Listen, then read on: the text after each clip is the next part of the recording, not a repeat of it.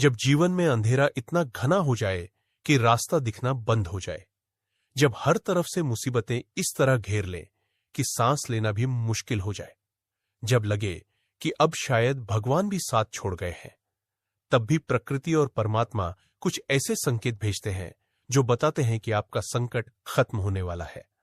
हमारे पुराणों और वेदों में ऐसे अद्भुत संकेतों का विस्तार से वर्णन है जिन्हें पहचानना हर भक्त के लिए जरूरी है। अगर आप भी जीवन में किसी बड़े संकट से गुजर रहे हैं और जानना चाहते हैं कि कब आपकी मुश्किलें खत्म होंगी, तो इस वीडियो को अंत तक जरूर देखें, क्योंकि आज हम बात करेंगे उन दिव्य संकेतों की जो शास्त्रों में बताए गए हैं। हमारे शास्त्रों में लिखा है कि जब भगवान किसी भक्त पर कृपा करने का निर्णय लेते हैं, तो सबसे पहले वे प्रकृति के माध्यम से संकेत भेजते हैं। श्रीमद् भागवत पुराण में भगवान कृष्ण ने उद्धव से कहा था कि संकट के समय में जो व्यक्ति धैर्य रखता है और भगवान की शरण में बना रहता है, उसे प्रकृति स्वयं रास्ता दिखाती है। गीता के 9वें अध्याय में भगवान कहते हैं, अनन्यास चिंतयन्तो माम ये जना परपास्ते तेषाम नित्याभियुक्त नाम योगक्षेमम वहाम्यहम्। अर्थात जो भक्त मुझ में अनन्य भाव से लगे रहते हैं, उनका योगक्षेम मैं स्वयं वहन करता हूं। पहला संकेत है सुबह के समय मंगलकारी पक्षियों का दर्शन। गरुड़ पुराण में लिखा है कि जब किसी व्यक्ति के जीवन में शुभता आने वाली होती है, तो सुबह के समय उसे कोयल की मधुर आवाज सुनाई देती है या मोर का दर्शन होता है। यह संकेत है कि देवता आपसे प्रसन्न है। रामायण में भी जब भगवान राम का वनवास खत्म होने वाला था, तब अयोध्या में चिड़ियों की चहचहाट बढ़ गई थी और उनका स्वर अत्यंत मधुर हो गया था। यदि आप लगातार कुछ दिनों से सुबह उठते ही किसी पक्षी की मधुर आवाज सुन रहे हैं, तो समझ जाइए कि आपका कष्ट जल्द ही दूर होने वाला है। दूसरा महत्वपूर्ण संकेत है घर में तुलसी के पौधे का अचानक हरा भरा हो जाना। स्कंद पुराण में तुलसी देवी को साक्षात लक्ष्मी का रूप बताया गया है। जब घर में रखा तुलसी का पौधा, जो पहले सूख रहा था या मुरझाया हुआ था, अचानक से हरा भरा होने लगे और उसमें नई कोपलें आने लगे, तो यह संकेत है कि माता लक्ष्मी आपके घर में प्रवेश करने वाली है। पद्म पुराण में कहा गया है कि जिस घर में तुलसी का पौधा स्वस्थ और हरा भरा रहता है, वहां से दुर्भाग्य स्वयं भाग जाता है। तीसरा संकेत है स्वप्न में देवी देवताओं के दर्शन। अथर्ववेद में विशेष रूप से आपके कानों में गूंजना। नारद पुराण में बताया गया है कि मंदिर की घंटी की ध्वनि नकारात्मक ऊर्जा को दूर करती है और सकारात्मकता को आमंत्रित करती है। यदि आप मंदिर में जाएं और वहां की घंटी की आवाज आपको असामान्य रूप से मधुर और गूंजती हुई लगे, या आपको लगे कि घंटी विशेष रूप से आपके लिए ही बज रही है, तो यह संकेत है कि भगवान आपकी प्रार्थना सुन चुके हैं। पांचवा संकेत है दीपक की लौ का स्थिर और ऊंची रहना। अग्नि पुराण में अग्नि को साक्षात देवता माना गया है। जब आप घर में या मंदिर में दीपक जलाएं और वह दीपक बिना स्वप्नों को भविष्य का संकेत बताया गया है। यदि आप लगातार अपने स्वप्न में किसी देवी देवता के दर्शन कर रहे हैं, विशेषकर हनुमान जी, माता दुर्गा, भगवान शिव या भगवान विष्णु के, तो यह अत्यंत शुभ संकेत है। महाभारत में युधिष्ठिर ने जब संकट के समय में भगवान कृष्ण के स्वप्न में दर्शन किए थे, तो उसके कुछ ही समय बाद उनकी सारी समस्याएं समाप्त हो गई थी। यदि स्वप्न में कोई देवता आपको आशीर्वाद दे रहे हो या मुस्कुरा रहे हो, तो समझ जाइए कि आपका संकट का समय अब समाप्त होने वाला है। चौथा संकेत है मंदिर जाते समय घंटी की आवाज का हवा के भी ऊंची लौ के साथ स्थिर रूप से जलता रहे, तो यह अत्यंत शुभ संकेत है। यह बताता है कि आपके घर में देवताओं का वास है और वे आपकी रक्षा कर रहे हैं। रामायण में भी जब माता सीता का अग्नि परीक्षण हुआ था, तब अग्निदेव स्वयं उनकी रक्षा के लिए प्रकट हुए थे। छठा संकेत है घर में अचानक से सुगंध का आना। ब्रह्म पुराण में कहा गया है कि जब देवता किसी घर में प्रवेश करते हैं, तो वहां दिव्य सुगंध फैल जाती है। यदि आपके घर में बिना किसी अगरबत्ती या इत्र के अचानक से चंदन, कपूर या फूलों की सुगंध आने लगे, तो समझ जाइए कि देवता आपके घर में विचरण कर रहे हैं और आपका कष्ट दूर करने की तैयारी में है। सातवां संकेत है घर में गाय, कुत्ता या बिल्ली का अचानक आना। वराह पुराण में बताया गया है कि जानवर प्रकृति की ऊर्जा को महसूस कर सकते हैं। यदि कोई गाय आपके घर के द्वार पर खड़ी हो जाए या कोई कुत्ता आपके पीछे पीछे आने लगे और आपसे स्नेह दिखाए, तो यह संकेत है कि आपकी किस्मत बदलने वाली है। गाय को माता लक्ष्मी का स्वरूप माना गया है। महाभारत में भी जब पांडव अज्ञातवास में थे, तब उनके पास गाय आई थी जो शुभता का संकेत था। 8वां संकेत है पूजा के समय धूप का सीधा ऊपर की ओर जाना। जब आप पूजा करें और अगरबत्ती या धूप का धुआं टेढ़ा मेढ़ा न होकर सीधा ऊपर की ओर जाए, तो यह संकेत है कि आपकी पूजा स्वीकार हो गई है। लिंग पुराण में कहा गया है कि धुएं का सीधा जाना देवताओं की प्रसन्नता का प्रतीक है। 9वां संकेत है अचानक से किसी अच्छे व्यक्ति से मिलना या किसी संत का दर्शन। स्कंद पुराण में लिखा है कि जब भगवान किसी पर कृपा करना चाहते हैं, तो सबसे पहले उसके जीवन में अच्छे लोगों का आगमन होता है। यदि आपको अचानक से कोई साधु संत मिल जाए और वे आपको आशीर्वाद दें या कोई अच्छा व्यक्ति आपकी मदद के लिए आगे आए, तो समझ जाइए कि यह भगवान का ही रूप है जो आपकी सहायता के लिए आया है। 10वां संकेत है घर में चींटियों की कतार का एक निश्चित दिशा में चलना।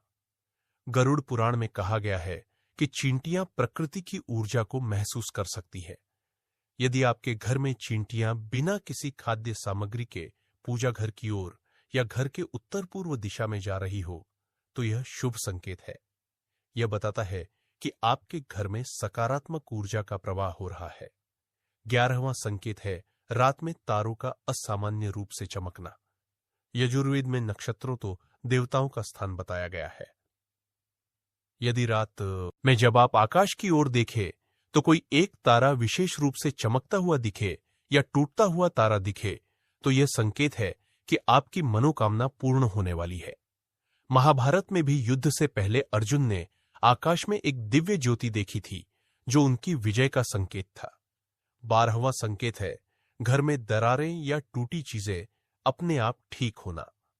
भविष्य पुराण में कहा गया है कि जब घर में सकारात्मक ऊर्जा का प्रवाह होता है, तो टूटी हुई चीजें भी ठीक होने लगती है।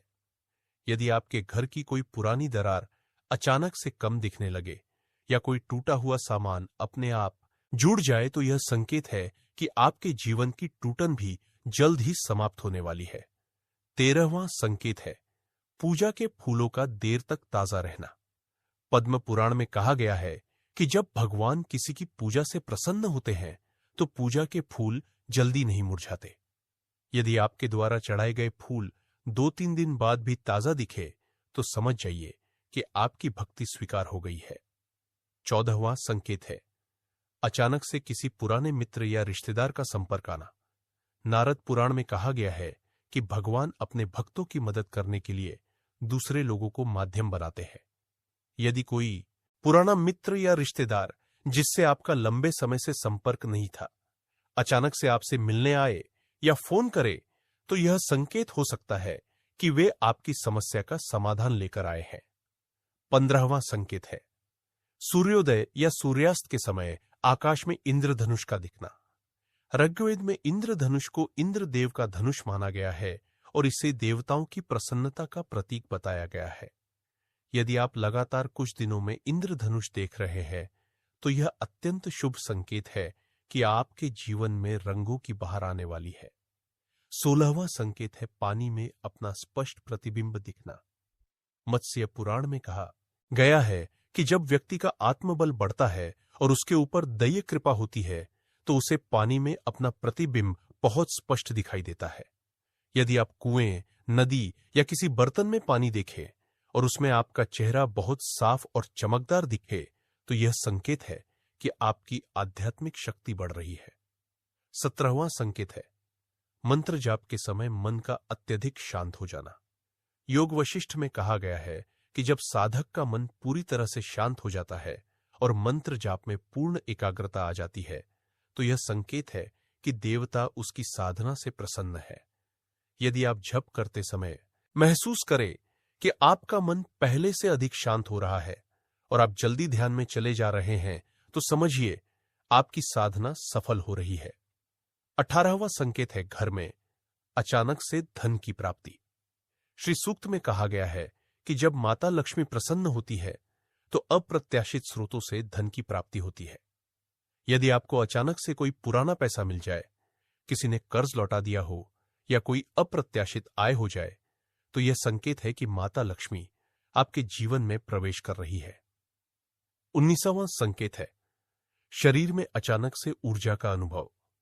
आयुर्वेद और योग शास्त्रों में कहा गया है कि जब व्यक्ति के चक्र सक्रिय होते हैं और उसके ऊपर दैव कृपा होती है तो उसे अपने शरीर में अद्भुत ऊर्जा का अनुभव होता है। यदि आप कुछ दिनों से महसूस कर रहे हैं कि आपकी थकान कम हो गई है और आप में नई ऊर्जा आ गई है, तो यह संकेत है कि आपका आध्यात्मिक बल बढ़ रहा है। 20वां संकेत है स्वप्न में पानी, दूध या सोने को देखना। स्वप्न शास्त्र में बताया गया है कि यदि आप स्वप्न में साफ पानी, दूध या सोना देखते हैं तो यह अत्यंत शुभ है। रामायण में भी जब भगवान राम की वापसी होने वाली थी तब भरत को स्वप्न में दिव्य संकेत मिले थे। 21वां संकेत है मंदिर में प्रसाद का पूरा मिलना। शिव पुराण में कहा गया है कि जब कोई भक्त मंदिर जाए और उसे भरपूर प्रसाद मिले या पंडित जी स्वयं उसे विशेष प्रसाद दें, तो यह संकेत है कि भगवान उससे प्रसन्न है। यह छोटा सा संकेत बहुत बड़ी शुभता का प्रतीक है। 22वां संकेत है बच्चों का अचानक खुश होना। बाल गोपाल को भगवान कृष्ण का ही रूप माना जाता है। यदि आपके घर के बच्चे जो पहले चिड़चिड़े थे या रोते रहते थे, अचानक से खुश रहने लगे और हंसते खेलते रहे, तो यह संकेत है कि आपके घर में सकारात्मकता आ रही है। 23वां संकेत है घर में दूध का फटना बंद हो जाना। लोक मान्यताओं और पुराणों में कहा गया है कि जहां नकारात्मक ऊर्जा होती है वहां दूध जल्दी फट जाता है। यदि आपके घर में पहले दूध जल्दी फट जाता था और अब नहीं फट रहा, तो यह संकेत है कि नकारात्मकता दूर हो रही है। 24वां संकेत है आईने में अपने चेहरे का तेजस्वी दिखना। गरुड़ पुराण में कहा गया है कि जब व्यक्ति के भाग्य में शुभता आने वाली होती है तो उसके चेहरे पर एक अलग ही तेज आ जाता है। यदि आप आईने में देखें और महसूस करें कि आपका चेहरा पहले से अधिक चमकदार दिख रहा है, तो यह शुभ संकेत है। 25वां और अंतिम संकेत है मन में अचानक से सकारात्मक विचारों का आना। गीता में भगवान कृष्ण कहते हैं कि जब वे किसी भक्त पर कृपा करते हैं तो सबसे पहले उसकी बुद्धि को शुद्ध करते हैं। यदि आप महसूस कर रहे हैं कि आपके मन में पहले जो नकारात्मक विचार आते थे वे अब नहीं आ रहे और आप सकारात्मक सोचने लगे हैं, तो यह सबसे बड़ा संकेत है कि भगवान आपके साथ है। याद रखिए, यह संकेत तभी सार्थक है जब आप भक्ति के मार्ग पर चलते रहे। संकट के समय में निराश ना हो, क्योंकि भगवान अपने भक्तों को कभी अकेला नहीं छोड़ते। रामायण में भगवान राम ने विभीषण से कहा था, सकृदेव प्रपन्नाय तवास्मित क्षयाचते अभयम सर्वभूतेभ्य ददाम्य तद्व्रतम मम। अर्थात जो एक बार भी मेरी शरण में आ जाता है और कहता है कि मैं आपका हूं, उसे मैं सभी प्राणियों से अभय प्रदान करता हूं। यह मेरा व्रत है।